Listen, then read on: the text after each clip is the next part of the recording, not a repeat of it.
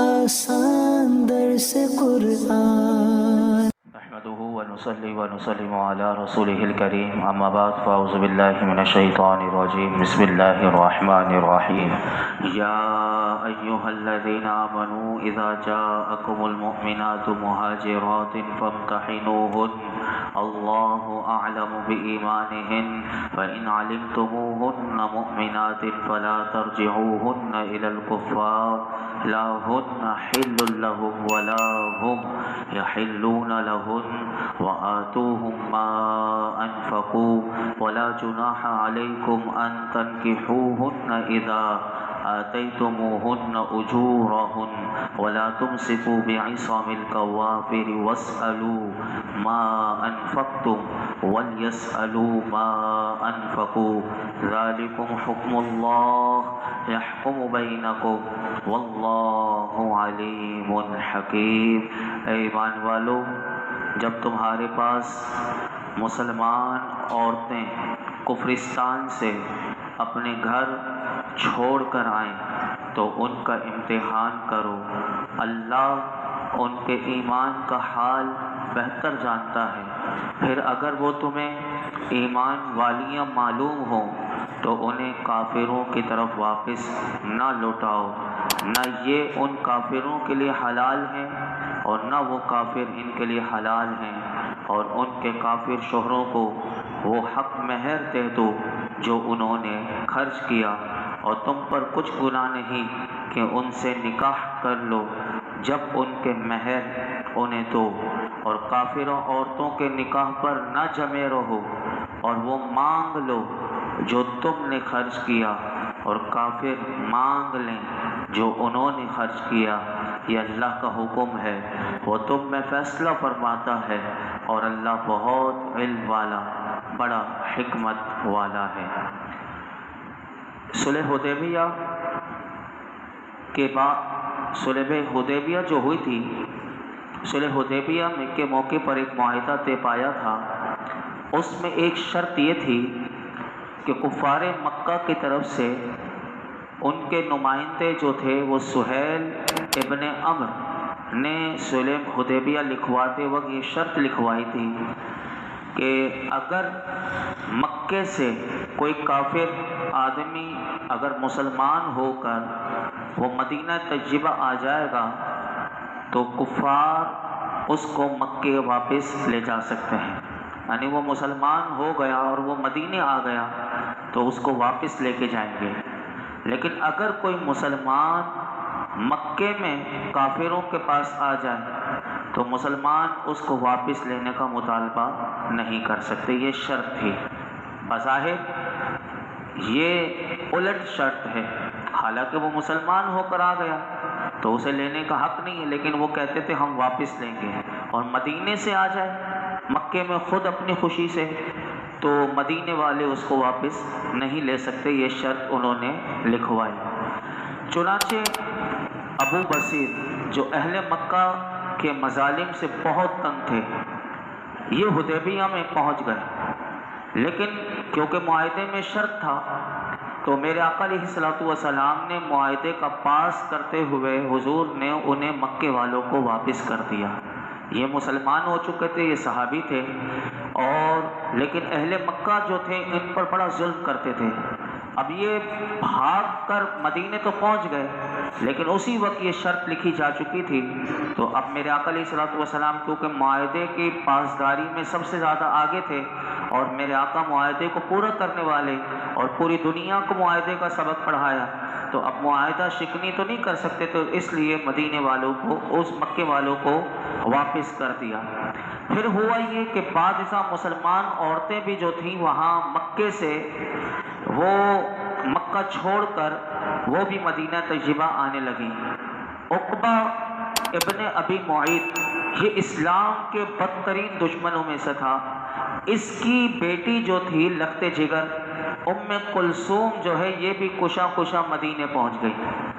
اس کے علاوہ سبیہ بنت الحارث، امیمہ بنت بشر یہ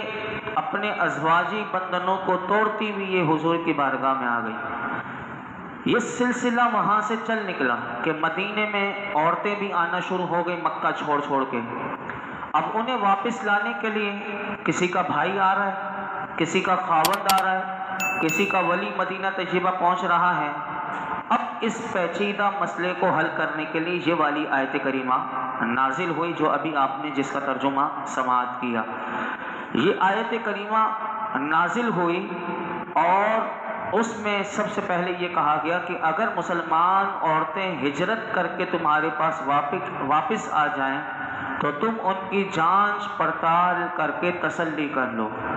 اگر ان کے آنے کا مقصد صرف اپنے ایمان کا تحفظ ہے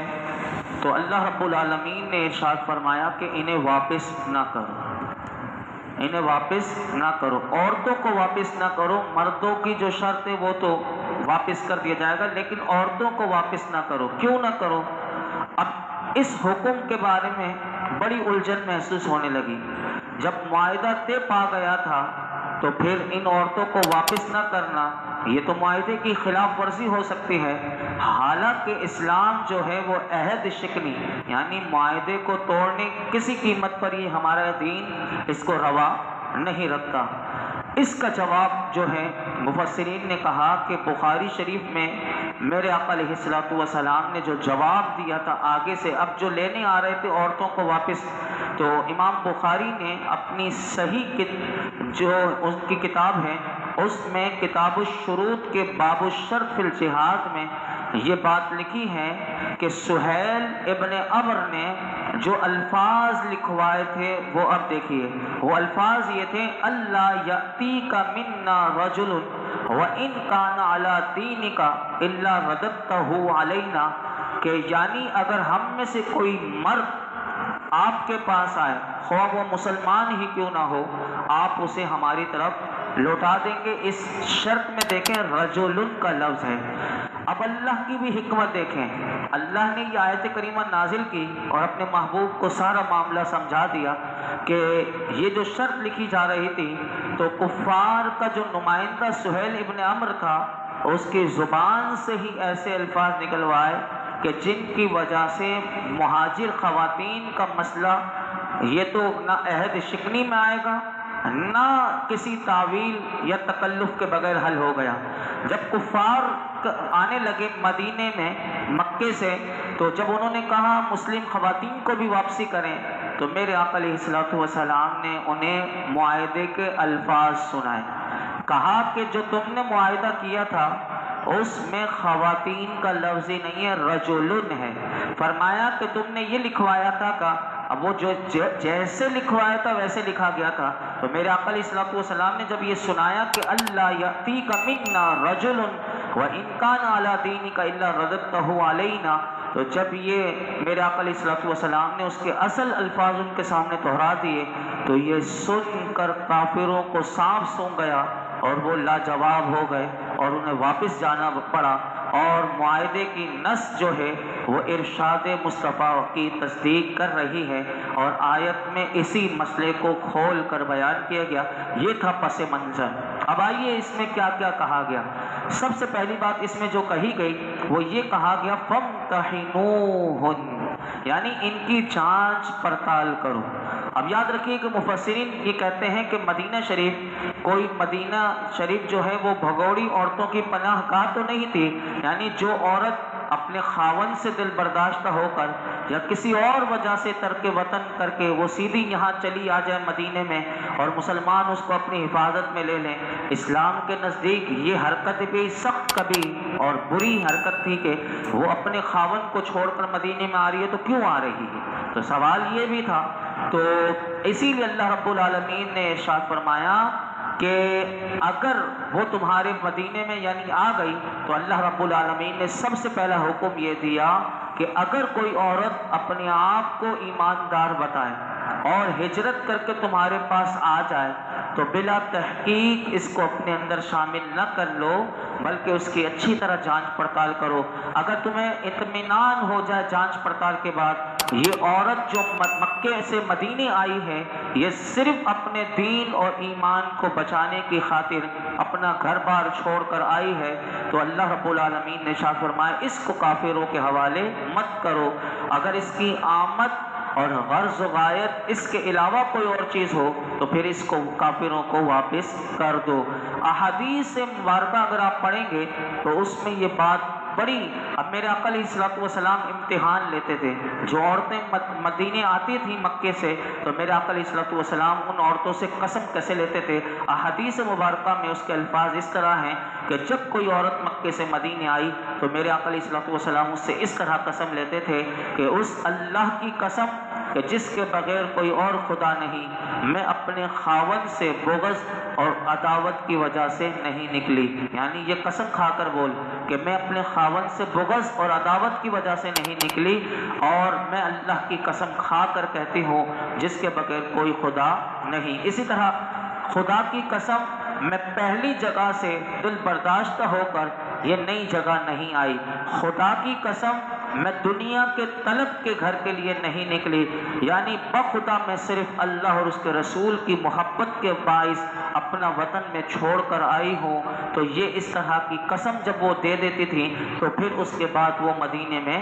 رہ سکتے تھے۔ پھر اللہ رب العالمین نے دوسری بات ارشاد فرمائی فَإِنْ عَلِمْتُمُوهُنَّ مُؤْمِنَاتٍ فَلَا تَرْجِعُوهُنَّ إِلَى الْكُفَّارِ، بس اگر تمہیں معلوم ہو کہ وہ مومن ہیں تو انہیں کافروں کی طرف واپس مت کرو، یعنی جب تم نے امتحان لے لیا، جب تم نے جانچ پڑتال کر لی تو فرمایا کہ حصول اطمینان جب تمہیں حاصل ہو گیا تو ہمارے لیے جو اطمینان ہے وہ دل کی حالت پر یقینی آگاہی حاصل کرنا، یہ اسلام کا مطلوب نہیں، جب زبان سے اقرار کر لیا بس اتنا کافی ہے۔ پھر اللہ رب العالمین نے آگے مزید ارشاد فرمایا لا ہن حل لہم ولا ہم یحلون لہن، نہ وہ حلال ہیں کافروں کے لیے نہ وہ کفار حلال ہیں مومنات کے لیے، یعنی ایسی عورتوں کو کفار کے حوالے نہ کرنے کی وجہ اللہ نے بیان کی کہ کیوں ان کو حوالے نہیں کیا جا رہا، تو اللہ رب العالمین نے فرمایا یہ مومن عورتیں کافروں کے لیے حلال ہی نہیں رہیں، جب وہ نکل گئی کلمہ پڑھ لیا تو اب وہ ان کے نکاح سے گئی، اب یہ ان کے لیے حلال نہیں، اور نہ کافر مرد ان ایماندار خواتین کے لیے حلال ہیں۔ مفسرین اس مقام پر یہ بات لکھتے ہیں کہ اس آیت کے نزول سے پہلے جو رشتہ ازواج ہوتا تھا وہ اس طرح ہوتا تھا کہ مسلمان اور کافروں کے درمیان باہمی جو ازواج کا رشتہ تھا وہ جائز تھا، مسلمان عورتیں کافروں کے ساتھ نکاح کرتی، مسلمان مرد کافر عورتوں سے شادی کرتے، اس قسم کی متعدد مثالیں اس معاشرے میں موجود تھی، لیکن جیسے ہی یہ آیت کریمہ نازل ہوئی اور اس نے باہمی کافروں مسلمانوں کا رشتہ ازواج کو اس کا دروازہ بند کر دیا کہ کوئی مسلمان مرد اہل کتاب کے علاوہ کسی کافر عورت سے نکاح نہیں کر سکتا، اور کوئی مسلمان عورت کسی کافر سے خواہ وہ اہل کتاب ہی سے کیوں نہ ہو نکاح نہیں کر سکتی، یہ اللہ رب العالمین نے حکم دے دیا۔ پھر اس سے اگلا ایک نیا حکم دیا، اور وہ کیا دیا؟ فرمایا وَآتُوهُمْ مَا أَنفَقُوا، اور دے دو کفار کو جو مہر انہوں نے خرچ کیے۔ یہاں ایک نیا حکم اس سے اگلا دیا اللہ نے کہ جو مسلمان عورتیں ہجرت کر کے اسلام میں آ جائیں تو حکومت اسلامیہ پر لازم ہے کہ ان کے شوہروں نے جو انہیں مہر دیا تھا، یعنی کافروں نے جو مسلمان خواتین کو جو مہر دے کے نکاح کیا تھا، اللہ رب العالمین نے ارشاد فرمایا بیت المال سے ان کافروں کا مال واپس کر دیا جائے۔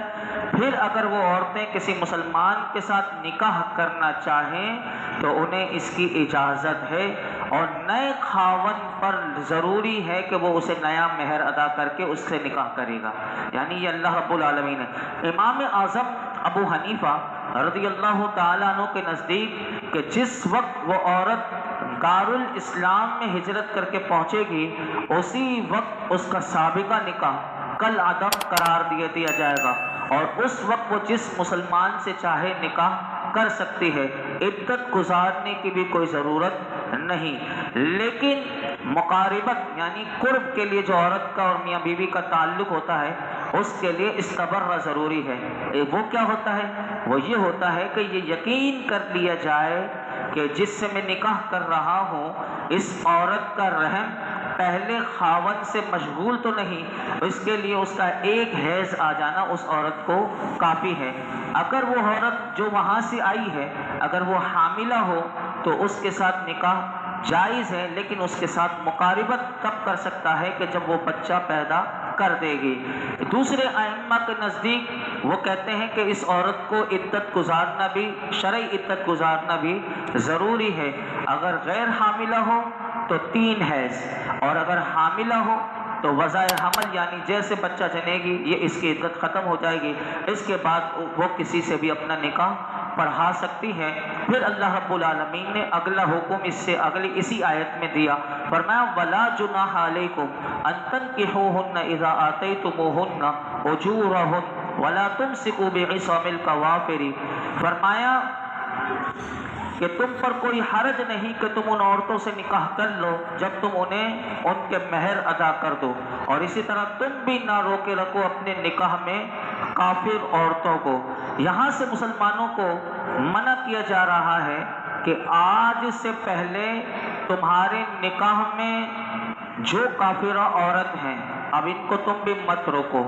بلکہ ان کافرہ عورتوں کو اپنے نکاح سے آزاد کرو۔ اس آیت کے نزول کے بعد مفسرین کہتے ہیں کہ جن مسلمانوں کے گھروں میں ایسی عورتیں موجود تھیں جنہوں نے کلمہ نہیں پڑھا تھا ان سب کو طلاق دے دی گئی، اور حضرت عمر رضی اللہ تعالیٰ عنہ کے بارے میں ہے کہ ان کی 2 بیویاں تھیں اور یہ دونوں کی دونوں کافرہ تھیں۔ آپ نے اس آیت کریمہ کے نزول کے بعد ان دونوں عورتوں کو طلاق دے دی اور ان کو اپنے وطن روانہ کر دیا۔ اسی طرح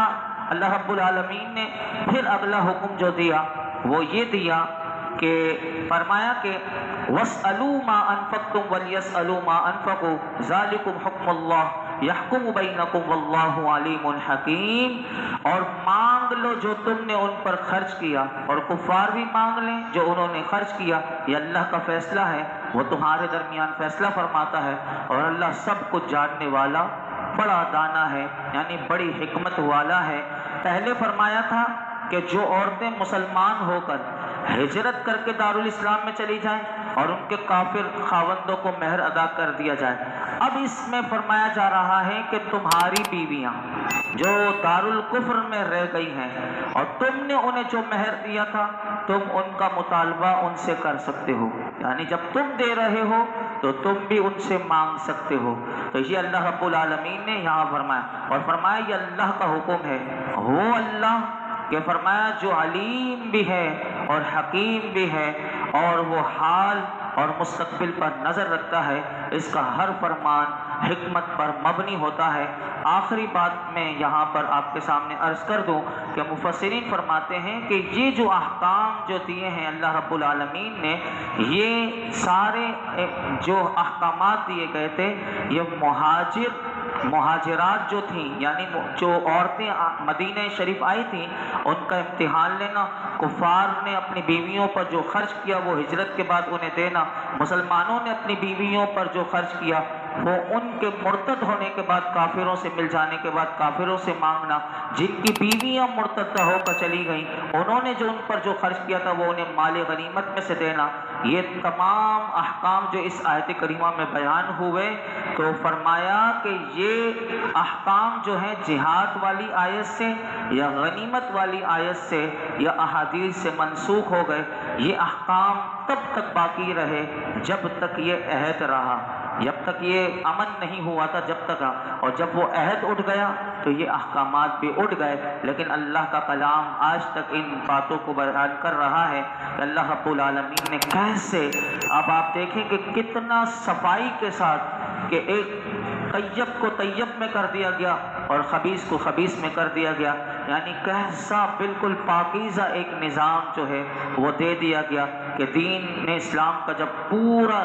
وہ ڈھانچہ جو ہے وہ جب تیار ہو رہا تھا اس وقت جو تیار میرے آقا علیہ الصلوۃ والسلام کی صحبت میں رہ رہے تھے، اب دیکھیے کیسی پاکیزگی عطا کی جا رہی تھی کہ کافرہ ہیں تو انہیں الگ کر دیا گیا، مسلمان ہیں تو انہیں چھوڑ دیا گیا۔ یہ سارے احکام اس آیت میں بیان ہوئے، مزید بھی اس میں آگے آپ سماعت کریں گے، 2-3 آیتیں رہ گئیں اور پھر یہ صورت مکمل ہوگی کہ جس میں جب وہ آتی تھی تو میرے آقا ان سے بیعت لیا کرتے تھے، اور وہ بیعت کن باتوں پر ہوتی تھی وہ انشاءاللہ کل ہم سماعت کریں گے۔ کہ وہ پھر یہ نہیں کہ وہ آ بھی گئیں، اب جب انہوں نے کلمہ پڑھ لیا تو ان سے چند باتوں پر بیعت لی جاتی تھی، وہ بھی قرآن بیان کرتا ہے۔ کل ہم سماعت کریں گے۔ اللہ رب العالمین ہم سب کو قرآن حکیم کا نور اور اس کا فیضان عطا فرمائے۔ الحمدللہ رب العالمین والصلاة والسلام علی سید الانبیاء والمرسلین وعلی آلہ واصحابہ اجمعین۔ اللہ پاک جو کو سنا اس میں کوئی غلطی کوتاہی ہو معاف فرما دے، اپنی بارگاہ میں قبول فرما۔